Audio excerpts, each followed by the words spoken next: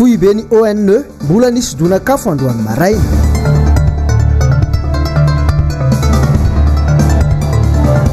Front de Libération Nationale FLN ajanony ny fihiboana raha tena manasitrana ny CVO.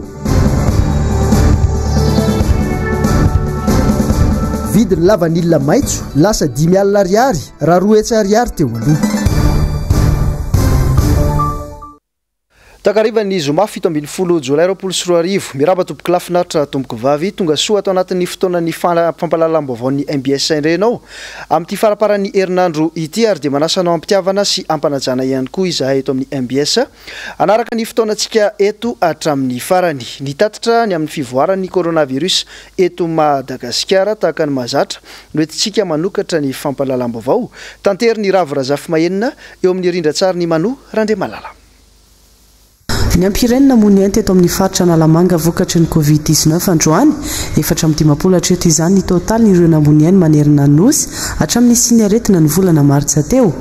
770 kosa nitranga vaovao vita fitiliana ka ny raiky amin'ny 309 teto amin'ny faritra Analamanga, ny 20 tany Tomasina, ny ray amin'ny faritra Tsinanana, 4 faritra Nalanjorofo, 20 faritra Loatra Mangoro, 30 Ambatondrazaka, 20 Moramanga, ray Amparafaravola, 17 kosa nitranga ny Mahajanga, 3 ny faritra Sofia, 2 Mandritsara, ray Antsohi, 20 Fianaratsoa, 20 tany Atsiranana ary 10 nitranga Voamarina Toliara. 5 hatreto izany ireo manaraka fitsaboana, 7 sy 3 ny fitambarin'ireo sitrana hatramin'ny androany, 9 ny marary mafy ny ampy ireo 20 vavao androany, 7 sy 3 alina kosa ny fitambaran'ireo fitiliana vita. Fa araka ny efa natsidika tao anatin'ny lohatenim-baovao teo dia 2 andro tateo aoriana ny fahamaizan'ny foiben'ny ONE dia mbola hita teny an-toerana ireo sampandraran'ny mpamonjy voana androany maraina. Ny zavatra misy dia hoe inona tokoa ny zavatra nitranga teny Antaninarenina teny atonga teny an-toerana ny pakasarinay Tahiry Aina nanao ny fanadiadiana. Tokony tamin'ny fitora sasany maraina dia niparitaka tao amin'ny tambazotra Facebook fa mbola misy afo mirehatra ao anatin'ny foiben'ny ONE eny Antaninarenina. Manodidina ny tamin'ny valora dia tonga teny an-toerana ny sapan'ny mpamonjy voina ary dia niroso avy hatrany tamin'ny famonoana ny afo.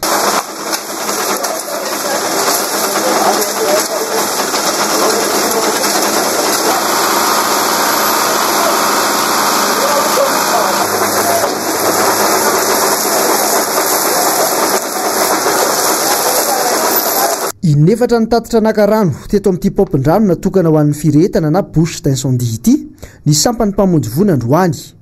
Itony camion tony moa dia mahazaka 700 litatra raha ny fanazavana voaray.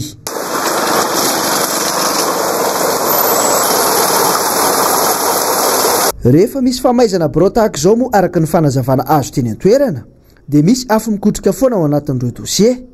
Izay no antony firetana androany izay hita fa voafehy malaky ka tsy atahorana isy fitarantsony.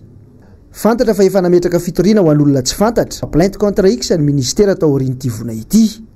Ankoatr'izay dia nisoloana ihany koa ny talen'ny ONE araka ny tolo-kevitra ny ministry ny tontolo iainana ihany ary nahiditra amponjavonjy maika ny mpiambina ity ivotoerana ity. Fanapahan-kevitra mahagaga ny rehetra misy ifandraisany amin'ity fahamaizan'ity ve andrasana ny toy ny fitoriana. Fa taon'ny Rara Berija Ravelomanantsoa sy ny namany 4 amin'ny rahalahy ary ny ministry ny serasera teo aloha izay samy nidoboka amponjavonjy maika dia niresaka tamin'ny mpanao gazety androany ny sekretera jeneraly ny fikambanana izay tarihiny Berija. Asin'Andriamalala sy Andra Kotomalala no mitatitra n'izay vaovao izay. Vohitsakitsaka tanteraka ny demokrasia eto Madagasikara hoy ny rehetra. Arangaranga trany ny fampidirana amponja rehefa misy fanehoan-kevitra tsy mahafaly mpitondra fanjakana. Omaly zao dia nahiditra amponjavonjy maika ny namany Berija misa 4 sy Roly Mercia ministry ny serasera teo aloha. Raha araka ny fanazavana dia tsy mifankalala akory ireo mpitarika amin'ny fikambanana Solima izay any Berija Ravelomanantsoa sy Roly Mercia anefa dia fiarahan'izy ireo mitsokombakomba tamin'ny hetsika tsy nahazahoana lalana no vesatra nandefasana azy ireo eny Antanimora. Dia mitaky ihany koa izay fanafanganana ny dossier aingana dia aingana satria atatalaton'ny confinement tsy misy fitsarana amin'ny voa, tsy misy fitsarana amin'ny tsara ny zareo zary raha tsy tapitra mihitsy ny confinement aiza ho aiza ny dossier an'ireo olona ireo hoe tena fitakiana tsotra ve dia tonga amin'ny fanonganam-panjakana. tena ohatrany tsy malalaka ny demokrasia eto Madagasikara. Ka tanatin'ny confinement fotsiny dia efa nisy olona maro nygadraina, ary indrindra ireo olona nygadraina ireo dia tsy amin'izao fitondrana misy zao le olona nygadraina fa tamin'ny fitondrana nisy teo aloha.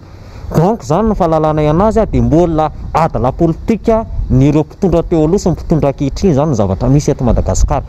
Ary eto zay dia manindry tsara hoe ady amin'ny Covid-19 ny tokony atao fa tsy fanagadrana olona. Ary eto koa dia manindry tsara ihany koa izahay hoe tokony mifarimbona amin'ny ady amin'ny Covid-19 ireo mpanohitra, ireo fikambanana, ny mpitondra miara-mivondrona miady amin'ny Covid-19 nefa atria tara fisamorana ny hitan'ny vahoaka malagasy amin'izao fotoana izao. Androany dia nitsangana ny avy amin'ny antoko HVM tamin'ny alalan'ity fanambarana ity izay mitaky ny amoana tsy misy fepetra any Ary Laurent Radjason izay mpikambana ao anatin'ny antoko mandra-piandry ny fotoam-pitsarana azy mba tsy hampisy savorivory ny firenena izay mandalo krizy ara-pahasalamana lalina amin'izao fotoana izao. Manambara ihany koa ity fanambarana ity fa tsy tokony ho raisina ho fanenjana politika sy ho hery famoretana ny tsy fitofikevitra. Mangataka firaisan-kina ny rodibe ny mpanohitra mba hiara isalahy ary mahatoky ny fitsarana mba hanao ny asany tsy misy teritery ho fitadiavana ny marina trany ny HVM. Mijoro avokoa ireo hery politika eto amin'ny firenena momba ny fitantanana ny krizin'ny Covid-19 naneo ny heviny teny Andravoahangy teny androany ny avy eo anivon'ny Front de Libération Nationale na ny FLN eto Madagasikara. Njavandre Mahefa sy Andra Kotomalala mitatitra ny vaovao. Tratratratrain'ny fanjakana ankehitriny fa manasitrana ary tena miaro amin'ny valanaretana coronavirus ilay tambavy CVO. Nisy fotoana aza moa nomenatsiny mihitsy ireo olona marary satria nolazaina fa tsy nety ny sotro CVO na ireo nontason'ny fahafatesana ihany koa aza. Maro anefa ireo olona nijoro vavolombelona fa ny sotro CVO kanefa voan'ilay aretina ihany. Tokony fepetra hafa araka izany no raisina raha tena mahasitrana ny CVO. Ka raha milaza ny fitondrana fa tena mahasitrana ny CVO dia tsotra kely zany. Tsy tokony misy tsony zany ny fanafarana fanavody hafa. Raha milaza ny fitondrana fa afaka hiaro ny CVO dia tokony zany ho zaraina CVO ny olona dia izay manaraka ny fisotroana n'ilay CVO zany dia ometsika baditra orange izy dia mandeha miasa satria afaka hiaro azy ilay CVO. Inona tsony no ny antony tsesany zany, aleo ny olona misotro CVO hanana baditra orange dia andeha hiasa malalaka tsisy fanakanana. Amin'izay fotoan'izay ny olona tsy misotro CVO, ny olona tsy makasitraka ny CVO dia mahita hoe tena maharo an'ilay olona marina ilay izy dia mino fa hiazakazaka koa ilay olona tsy misotro CVO amin'izay fotoan'izay. Mbola eo amin'izay faneho-kevitry ny mpanao politika izay hatrany dia nampiantso mpanao gazety teny amin'ny fobeny teny Andravoahangy teny ihany koa androany ny teo anivon'ny antoko otrikafo mikasika ny sosialim-bahoaka sy ny fitantanana ny resaka amiana ara-pahasalamana eto amin'ny firenena no tena votoantony izay fionana izay. Mbola Injavandre Mahefa sy Andra Kotomalala ihany nanao ny angom-baovao. Taorian'ny tosika fameno etsy ariary dia fantatra fa niova ho lasa jeton 3 alina ariary indray izao ny tosika ara-tsosialy avy amin'ny fanjakana. Tsy tonga dia raisina nefa io vola io fa manantona toeram-pivarotana voatondra ny fanjakana ilay olona vao mahazo izany ary eo no misafidy izay ilainy sy azon'ilay vola 3 alina ariary. Tsy mbola nivany olona ny fitsitsinarana ny vatsitsinjo tosika fameno dia efa miponga indraindray ny olona ny jeton ilaina amin'ny andavanandro. Tsy mifandanja amin'ny fahasahiranany vahoaka mihitsy ny tolotra omen'ny mpitondra. Dia ilay jeton mihitsy izany no ametrahana fanontaniana hoe mba fantatro ny mpitondra fanjakana moa fa tsy mitovy ny olona ny tokantrano tsirairay satria rehefa jeton no omenao dia tsy maintsy zany ilay olona ino no anjifany an'ilay PPN. Nefa raha ny zavatra misy iainana amin'ny andavanandrontsika dia ny olana samy manana ny azy. Ny hafa mety fanafody ny problema, ny hafa mety écolage PDB zany ilay izy ohatran'izany ka raha vao atao jeton ilay izy dia ohatrany milaza sy manamarina hoe ny problema ny tokantrano tsirairay zany dia mitovy daholo fa PPN ny olona ny olona. Ho anay zany dia ozy izy izay hoe tsaratsara ilay izy raha averiny amin'ny resaka lela vola ihany dia anjarany tsirairay no manjifa izay zavatra ilainy arakaraky ny filany ao amin'ny tokantrano ny tsirairay zany. Tokony manao ny ezaka rehetrarehetra anampiana ny tokantrano tsirairay ny fitondram-panjakana fa raha vao tsy izay io dia ny fitondram-panjakana ihany no izaka ny vokany izay mety ho fipoahana ara-tsosialy vokatra izao ataontsika hoe fitavozavozana tsy fantako na mety hoe tsy firaharahiana ny sosialim-bahoaka izao. Mbola makasika izao olana ara-pahasalamana lehibe izay sedrain'ny firenena izao dia betsaka no menomenina manoloana ny fanampiana avy amin'ny fanjakana. Androany moa dia nisy ny tafa izay nataon'ny mpanao gazetiny MBS tamina filohana komity loharano iray teto Andrenivohitra. Germaine Menjanary sy Manora Andriamalala.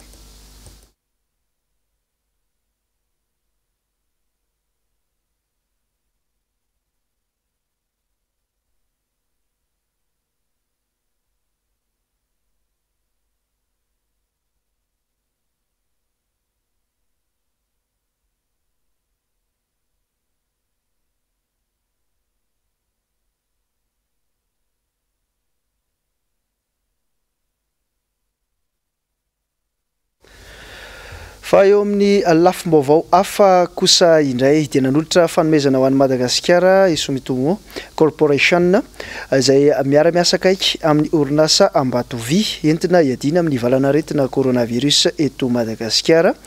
Teny amin'ny CCO Ivatoteny no nanolorana izany androany. Asina Andriamalala sy Mathieu Princy. Natsara ireo mpitsabo malagasy tsampy fitaovana avy amin'ny orinasa Ambatovy miaraka amin'ny Sumitomo Corporation niaraka tamin'ny masovin'ny Japonais miasa eto Madagasikara. 7 nisan'ny arivavasorana natolotra ary 570 ireo fitaovana fanaovana fitiliana izay samy natolotra androany. Hôpitaly lehibe 3 eto Antananarivo no anisan'ny sitraka izany ary ahazo izany ihany koa ny avy amin'ny faritra izay tena tsy ampy fitaovana. Ankoatr'izay dia noararotiny tompon'andraikitra ao amin'ny orinasa Ambatovy ihany koa ny resaka tamin'ny mpanao gazety ary laza fa miankina betsaka amin'ny fivoaran'ny coronavirus eto Madagasikara no iverenan'ny orinasa sokatra indray. Notsimpiany mazava tsara kosa fa tsy maintsy isy ny fepetra manokana sy fanampiana omena ireo mpiasa very asa ao Ambatovy. Fa mbola eo amin'izay tantsorika ho an'i Madagasikara amin'ny fiatrehana ny coronavirus izay dia ny zoma 10 Jolay dia nisy ireo fanampiana natolotry ny firenena Alemana ho an'i Madagasikara amin'izao krizy ara-pahasalamana izao. Fanadihadiny Lionel Tsilavo sy Manora Andriamalala. Concentrateur d'oxygène misy 720 izay mitetina 7,4 euro na 400 tapitrisa ariary mahery no nomeny ny firenena Alemana ho an'ny fanjakana malagasy. Araka ny fanazavan'ny masovony Alemana monina sy miasa eto Madagasikara Michael Derus dia tafiditra ao anatin'ny fiara-miasa eo amin'ny fondrona Europeana sy Afrika izao fanomezana izao ka voakasika i Madagasikara. Ny volana Aprila lasa teo dia efa nanolotra mahery ny 300 tapitrisa ariary ho fanampiana ny commune Antananarivo renivohitra ho amin'ny entana ilaina amin'ny fiainana andavanandro na PPN i Alemana tamin'ny alalan'ny GIZ. Ny ampy 330 tapitrisa ariary izany tamin'ny fividianana sy fizarana fitaovana ara-pahasalamana sy sakafo ho an'ireo zaza any amin'ny tapany atsimon'ny Madagasikara ihany koa izany fanampiana izany.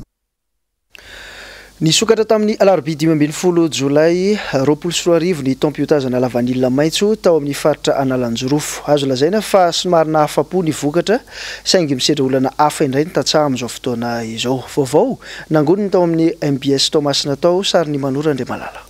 Mitaraina ny akamaroan'ny tantsapa mokatra lavanilina 20 isanjato ao Analanjorofo. Amin'izy ireo dia tsy voatery avy any Antananarivo no hanapaka ny datin'ny tsena ho an'ny lavanilina maitso fa lasa be simba noho ny fahatozany ka lasa vakivaky ny vokatra izay miteraka vady antoka. Ankoatr'izay dia nitotongana be ny vidin'ny lavanilina maitso tamin'ity tompiotazana ity. Lavanilina tamin'ny taona lasana départ amin'ny 750 000 farany tonga tamin'ny 1 million. Fa ankehitriny départ ny vokatra lavanilina eo amin'ny 250 000 ka mba miangavy ny tombo zahay satria mijaly tantsaha. Tombanana hatramin'ny 50 tonna ny vokatra lavanilina maitso raha ho an'ny faritra Tsinanana ao anatin'ity tompiotazana 24 ity.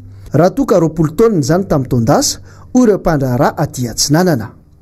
Tsy ho tratra kosa nefa ny tanjona ny amokatra lavanilina 100 tonna amin'ity taona ity noho ny fisiny ny halatra io vokatra io mialohan'ny fitompiotazana. Ao anatin'izao amehana ara-pahasalamana izao dia efa nisy lamina napetraka sy ny fidinana ifotony amin'ireo distrika izay ahitana lavanilina maitso amin'ny alalan'ny fametrahana tsena iray izay fanakalozan'ireo tantsaha sy ny mpanangam-bokatra. Efa nipetrapetraka, efa nikarakaraina ny laminy araka fahasalama, efa vita test aby ny ankabezan'ny olana andehan'ny déplacement, ny hoe collecteur zay kirakira lavanilina efa namboariny test. Ketika zay zegny ny fanjakana toerana zegny dia efa nandray fepetra mikasiky le fahasalama. fa eo amin'ny tontolon'ny fizahantany kosa indray dia nandefa taratasy vaovao tamin'ny filoam-pirenena sy ny ministry ny fizahantany ny fitaterana sy ny famantarana ny toetry ny andro ny confédération ny fizahantany eto Madagasikara na ny CTM ny andinindin'izay vaovao izay tateriny Lionel Tsilavo hatrany eo amin'ny rindratsary ny Mano Randemalala. Nandefa taratasy fitarainana vaovao tamin'ny filoam-pirenena sy ny ministry ny fizahantany ny confédération ny fizahantany eto Madagasikara na ny CTM tamin'ny alalan'ny filohany Patrice Raoul ny amin'ny tokony andraisana tanana ireo mpiasa ny ara-ny fampiatona ara-teknika sy fampiatona ny fandoavana ny CNAPS sy OSTI ao anatin'ny 3 volana. Mangataka ihany koa ny CTM ny anafoanana mandritra ny fotoana voafaritra ny hetra toy ny IR, IRSA, IS sy TVA mandra-pisokatry ny sidina anabakabaka amin'ny tito-pesana 24 ity. Araky ny fanazavan'ny Patrice Raoul hatrany, mahery ny 4 alina ireo mpiasa ao amin'ny CTM no very asa ankehitriny noho ny fanapahan-kevitra no raisin'ny fanjakana. Mbola tantara mitotsy mety vita ny olana ponina eny Ambilanimbe Andavamamba eny ny amin'ny fanendrena sy fokotany vaovao ary nampiantso-mpanao gazety izy ireo androany vaovao izay tateriny Tahiry Nyaina. Androany tamin'ny roa ratolakandro ny tokony totosaina ny fifamindram-pahefana teo amin'ny sefy fokotany vaovao sy ny sefy fokotany lefitra izay mitana ny andraikitry ny sefy fokotany amin'izao saingy tsy totosa. Mijoratra ny vahoaka manohitra izany saingy tratra ny tsindry azolena izy ireo vokatry ny teny midina. Mahatsapy reto vahoaka reto fa misy osika sy petatoko izao fanendrena sefy fokotany vaovao izao. Tsindry azolena foana ve zany misy fa misy fahadisomy be mihitsy ny tompo ary zary mieritreritra hoe mba handalo amin'izany atao hoe tribunal administratif zany satria resaka administration ty fo dia ahoana ekena vely dia anao sinia zany ho tereny zareo teo aloha tamin'ity passation volonté hoe manao passation ianao dia zaho tsy hanao an'io mihitsy na ho aizy io na ho aizy satria nahoana ozy ny tsy hanao ianao manjady hidi-mpanjakana tsy mandato fa mitaratasy kosa diso nanaiky izy dia io zavatra nampifandevony amin'izay dia novainkitakitana le izy. Raha ny fanambarany reto praimony eto Ambilanimbe reto dia efa lonilony mikotrika hatrizay zao disadisa eo amin'ny vahoaka sy ny sefy fokotany vaovao zao.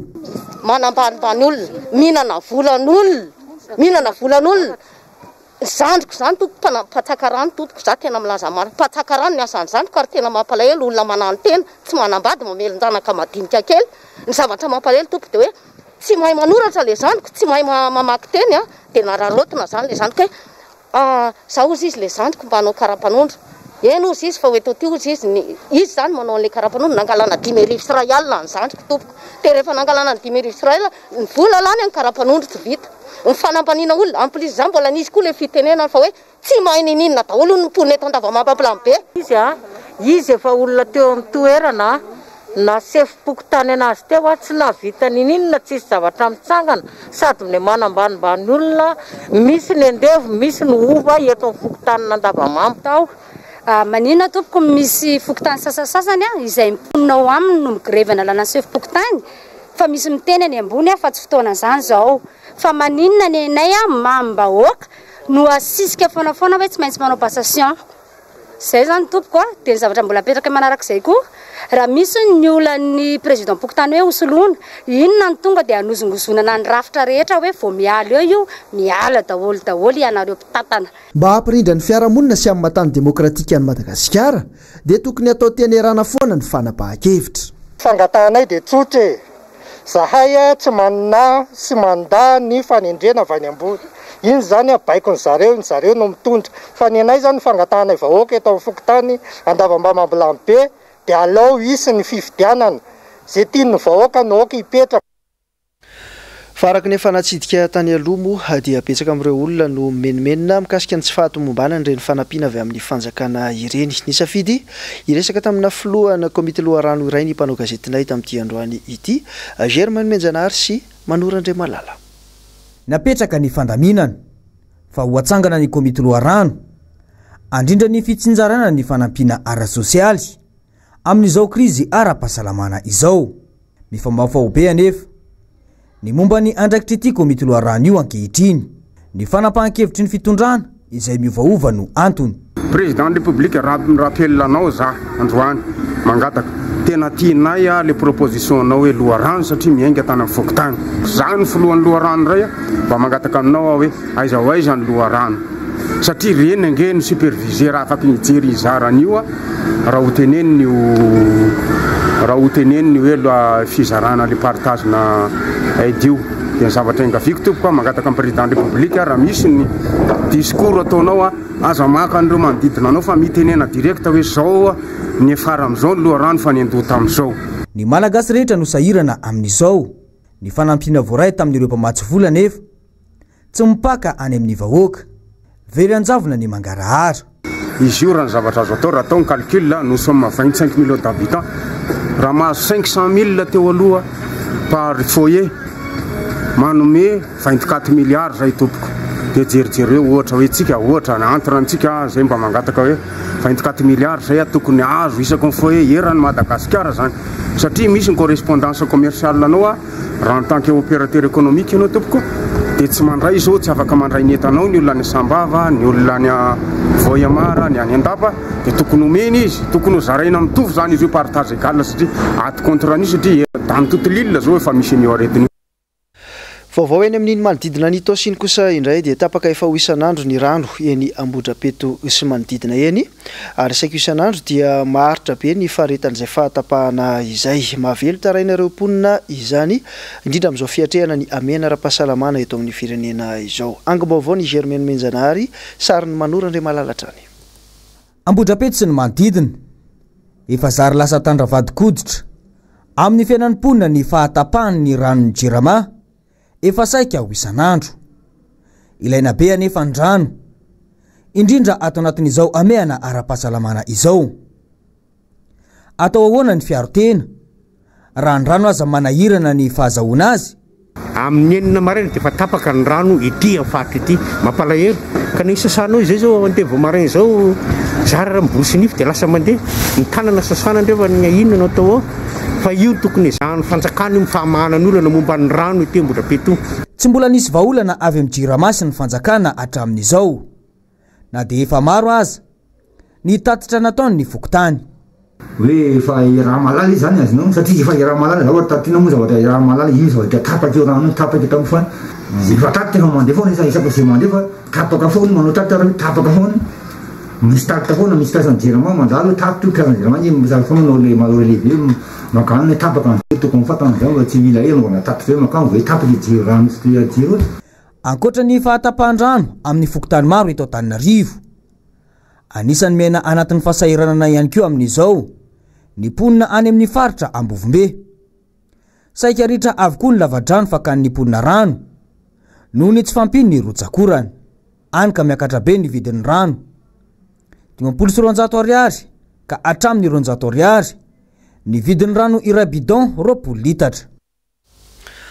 Fa eo amin'ny vaovaon'ny fitaterana ao an-tampon-tanànan'ny Toamasina kosa indray dia nanao hetsika fanairana androany ireo tompona camion sy mpamily mpitatitr'entana avy ao Toamasina makaty Andrenivohitra mitaraina fatratra izy ireo noho ny vola belany izay vao tonga aty Andrenivohitra. Ravira Zafy Mahenina sy Manora Andriamalala. Mitaraina ireo mpitatra fakana vola be isaky ny tonnazy izy ireo raha mihoatra ny 470 taona ny entana entiny mialavan'ny Toamasina ka ndoavana 2 ariary isaky ny taona izany eny anivon'ireo balance amin'ny lalam-pirenena faharoa. Nisy ny hetsika nataon'ireo mpitatra vokatra izany androany ka nanomezan'izy ireo 270 ora ny fanjakana ny andinika ny fangatahany. Maromaro moa ireo fitakiana matefa amin'ireo mpitondra mahefa. Tsy mety aminay le note navoakan'ny fanjakana momba le 44 tonnes fa le mangataka zay oeken'ny fanjakana zany le 50 tonnes le lamandy amin'ny balance zany angatanay koa mba ho 10 000 ariary fa tsy 20 000 ariary. Io balance io zany amin'izao aloha mandoa betsaka mandoa an'le vola nefa le vola alohan'le camionnaire tsy hita hoe makaiky tsisy zavatra mandena fanamboarana ny lalana. Miantso anareo mpanao gazety zay mba jereo hoe reny dio fa potika tsisy entretien na reny amin'ny ravikazo na kakazo mikapoka amin'ny parabrise-nay mety hiteraka accident. Lalana simba iny mahazo andasy be misy lalana nkondrika tamin'ny fa cyclone efa efatra taona lasa zay mbola tsisy fanamboarana raha latsaka amin'ireny remorkanay hiteraka accident. Katsaka ny fitondram-panjakana ihany koa zay amin'ny resaka couvre-feu amin'ny lalam-pirenena faharoa manomboka eo Ambatolona Beforona Anjiro maro be ny entana taraiky tsy mahatratra sambo potika ny entana ny transportera mijaka ny saza raha ohatra ka tara sambo reo entan'ireo tsy araka ny zava-misy ihany eto amin'ny firenena misy hatrany ireo manararoatra manao izay akana volany amin'ireo madinika velotaraina mitatotra entana tompona camion mianga avy any Tomasina noho izany. Izay ny tany Tomasina fa niany faritra Tofay kosa indray niverina indray ny fiboana ao amin'ny faritra Nosy ao rehefa niakatra nisan'ireo marary ny Covid-19 namoaka fepetra indray araka izany ny prefektoran'ny tanàna. Jessica Miray sy Mathieu Princy. Faritra nisan'ny tsy tafiditra amin'ny aran'ny fiboana ny faritra Anosy raha ny fepetra napetraka ny fanjakana Foibe. Niverina niboka indray anefa ny faritra araka ny fanapahan-kevitra noraisin'ny prefektiora ny alakamisy 12 Jolay teo ary ny amafy ny fepetra noraisin'ny tany an-toerana. Noho ny fiakaran'ny tany tratry ny Covid-19 no antony raha ity tatitra ny fanapahan-kevitra ny prefektiora ity. Miatra indray araka izany ny couvre-feu ho an'ny distrika telo ao Anosy manomboka amin'ny 7 ora alina hatramin'ny 4 ora maraina. Ireo izay tratra mandika izany dia mandola mandy R1,00 miampy fitazonana amponja mandritra ny 27 ora. Ho an'ireo izay tratra tsy manao arotava kosa dia voasazy hanao ireo travaux d'intérêt général sy fitazonana amponja 24 ora. Katona manomboka amin'ny iray avokoa ny birao rehetra. Ho an'ireo orinasa izay tsy mandray fepetra mifanaraka amin'ny anara-pahasalamana izao dia ny CRC ho any an-toerana no andray ny fepetra ka mety afara amin'ny fanakatonana ny orinasa izany. Mikatona mandritra ny 4 andro ihany koa ny sekoly. Mikatona daholo ihany koa na ny bara, ny trano fandihizana sy ny trano fanaovana fety rehetra ary ny fiangonana. Hatramin'ny alakamisy 12 Jolay 2024 teo, 15 ireo trangany amin'ny faritra Anosy nanomboka ny 12 Martsa. Anosy izao ny faritra fahadimy ahitana trangana Covid-19 betsaka indrindra manerana ny Nosy, aoriana Lanjorofo sy ao alohan'ny Vakina Karatra. Raha tsy aivina moa, ny 14 ny volana Jona teo no efa nianalefaka avokoa ny fepetra tamin'ireo faritra rehetra teto Madagasikara, saingy izao niverina niakatra be izao indray ny tranga rehetra. Ny vaovao nisongadina any ivelany antsika manakatona ny fotoanan'ny fampahalalam-baovao no tanterahana androany tao Bruxelles ny fihaonana faratampony izay tarihan'ny vondrona Europeana ary mbola hitohy amin'ny rahampitso sabotsy 12 Jolay izany. Angom-baovao ny faniry Rina eo amin'ny sariny Manora Andriamalala. Ity ny fivoriana voalohany natrehany atoko-panjakana miisa 17 sy ny governemantan'ny vondrona Europeana hatramin'ny nanombohan'ny krizy ara-pahasalamana tao Eropa. Mahakasika indrindra ny fanarenana ny toe-karena nateraky ny krizy ara-pahasalamana moa no votoatin'ity fivoriana ity. Nisy fiatraikany goavana teo amin'ny toe-karena maneran'izao tontolo izao ny fisian'ny valana aretina Covid-19 araka ny nambaran'izy ireo. Noho izany, misy ny drafitra asa fanarenana ny lesika izay nisy ka mitetina 570 miliara euro ny vola natokana ao amin'izany. Mety hatratra 590 miliara euro mantsy ny fampindramam-bola ho an'ireo fanjakana ao anatin'ny fikambanana ary mitetina 500 miliara euro kosa ny famatsim-bola amin'ny endriny hafa. Fa noresahana tao anatin'izay ihany koa ny dinika mahakasika ny teti-bola vaovao ny vondrona mandritry ny 7 taona ho avy. Izay no namarana ny fotoanan'ny fampahalalam-baovao tamin'ity alina ity sitraka sy telo latrano tompoky lasy sy tompoky vavy ny fanarahanao ny fampahalalam-baovao ny MBS mandritry ny herinandro isan'andro ihany koa. Ankasitrahana feno ny teknisianina sy ny mpanao gazety miara-misalaha amin'ny fanatotosana izany. Ny tenako anefa dia mbola manome fotoananao amin'ny rapitso Samio Tenandriamanitra. Veloma tompoko.